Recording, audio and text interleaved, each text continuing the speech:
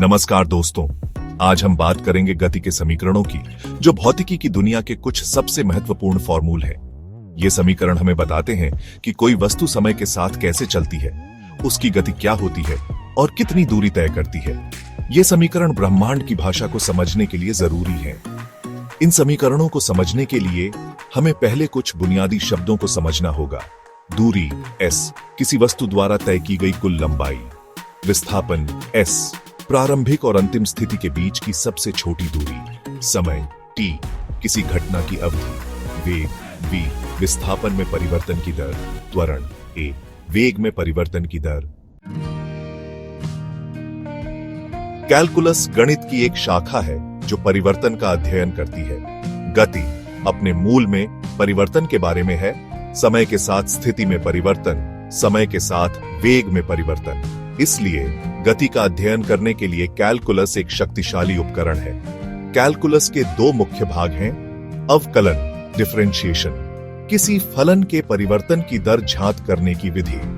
समाकलन इंटीग्रेशन, किसी फलन के तहत क्षेत्रफल ज्ञात करने की विधि। पहला समीकरण हमें बताता है कि किसी वस्तु का अंतिम वेग v क्या होगा यदि उसका प्रारंभिक वेग u, त्वरण a और समय t दिया गया हो। कैलकुलस में त्वरण को वेग के परिवर्तन की दर के रूप में परिभाषित किया गया है। इसका मतलब है त्वरण a इक्वल साइन वेग में परिवर्तन, समय इक्वल साइन अंतिम वेग, प्रारंभिक वेग, समय इक्वल साइन vu। t इस समीकरण को पुनर्व्यवस्थित करने पर हमें पहला गति समीकरण मिलता है। v equal sign u plus at. उदाहरण मान लीजिए एक कार 10 मीटर प्रति सेकंड के वेग से चल रही है और 5 मीटर प्रति सेकंड के त्वरण के साथ गति कर रही है। 2 सेकंड के बाद कार का वेग क्या होगा? u इक्वल साइन 10 मीटर प्रति second a equal sign 5 metre प्रति second o equal sign 2 second v equal sign u plus at v equal sign 10 plus 5 2 v equal sign 20 metre प्रति सेकंड। इसलिए 2 सेकंड के बाद कार का वेग 20 metre प्रति second होगा। दूसरा गति समीकरण हमें बताता है कि कोई वस्तु कितनी दूरी s तय करेगी यदि उसका प्रारंभिक वेग u, त्वरण a और समय t दिया गया हो। कैलकुलस में विस्थापन समय के सापेक्ष वेग के समाकल के बराबर होता है। इसका मतलब है कि समय के साथ वेग के ग्राफ के नीचे का क्षेत्रफल हमें विस्थापन बताता है। यदि त्वरण स्थिर है तो वेग समय ग्राफ एक सीधी रेखा होगी। इस स्थिति में ग्राफ के नीचे का क्षेत्रफल एक समलंब चतुर्भुज होगा, जिसका क्षेत्रफल निम्न सूत्र द्वारा दिया गया है।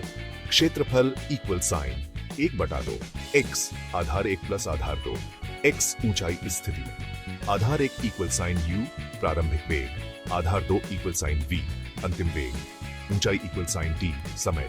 इसलिए दूरी s के लिए समीकरण होगा s equal sign 1/2 x u plus v xt। पहले गति समीकरण v equal sign u plus at से v का मान इस समीकरण में प्रतिस्थापित करने पर हमें दूसरा गति समीकरण मिलता है s equal sign ut plus 1/2 at2। उदाहरण मान लीजिए एक कार 5 मीटर प्रति सेकंड के वेग से चल रही है और 2 मीटर प्रति सेकंड के त्वरण के साथ गति कर रही है। 4 सेकंड में कार कितनी दूरी तय करेगी?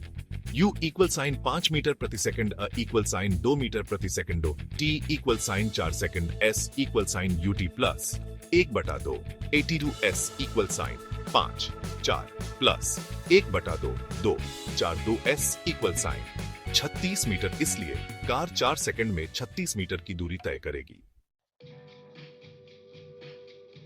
तीसरा समीकरण गति का वर्ग और दूरी का संबंध। तीसरा गति समीकरण हमें प्रारंभिक वेग, अंतिम वेग, त्वरण और दूरी के बीच संबंध बताता है। यह समीकरण समय पर निर्भर नहीं करता है। तीसरा गति समीकरण प्राप्त करने के लिए हम पहले गति के पहले समीकरण यानी v equal sign u plus at को t के लिए हल करते हैं, तो t equal sign v u a हो जाता है।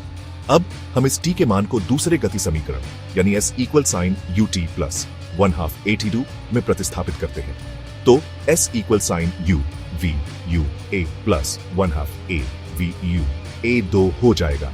इस समीकरण को सरल करने पर हमें तीसरा गति समीकरण मिलता है v2 equal sign u2 plus 2a। चलो एक उदाहरण लेते हैं। मान लीजिए एक कार 10 मीटर प्रति सेकंड के वेग से चल रही है और 2 मीटर प्रति सेकंड के त्वरण के साथ गति कर रही है।